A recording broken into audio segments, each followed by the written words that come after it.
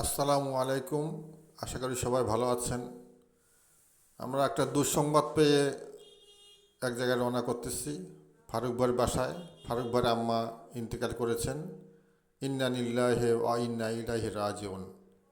উনি যাতে বেহেশতবাসী হন, ওনার জন্য দোয়া করবেন।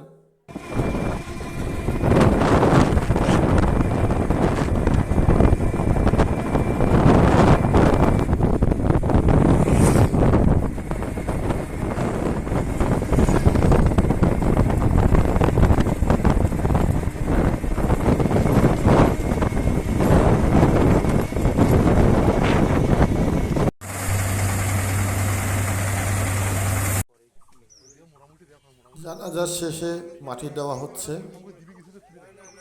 জানাজার দৃশ্য ধারণ করি নাই, যেহেতু আমি নিজে সহ জানাজা আদায় করেছি। ওনার জানাজার নামাজ আদায় করেছি। মাটি দেওয়া হচ্ছে। এই পৃথিবী ছেড়ে সবাইকে চলে যেতে হবে একদিন। এখানেও আমাকেও যেতে হবে। দর্শক, আপনারাও যাবেন একদিন। সবাই একে একে যেতে হবে। এটাই দুনিয়ার নিয়ম। জন্মেছি যখন, মৃত্যু একদিন হবেই, আসবেই আসবে। কুল্লি নাফসিন জায়কাতুল মাউত, মৃত্যু অবধারিত হবেই। এটা আল্লাহ পাকের ঘোষণা। যে সমস্ত ব্যক্তিরা দূর থেকে এসেছেন বা কাছের, একটু খাওয়া দাওয়ার আয়োজন দুপুরে চলছে।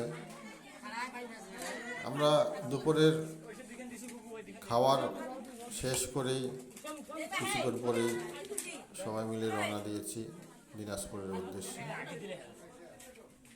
তো দর্শক, আপনারা দেখলেন আজকে পর্বে ইন্তেকাল করেছেন। তো দর্শক, আপনারা উনার জন্য দোয়া করবেন। আল্লাহ পাক যাতে উনাকে বেহেশত নসিব করেন। আমিন সুমা আমিন। আসসালামু আলাইকুম রহমতুল্লাহি ওয়া বারাকাতুহু।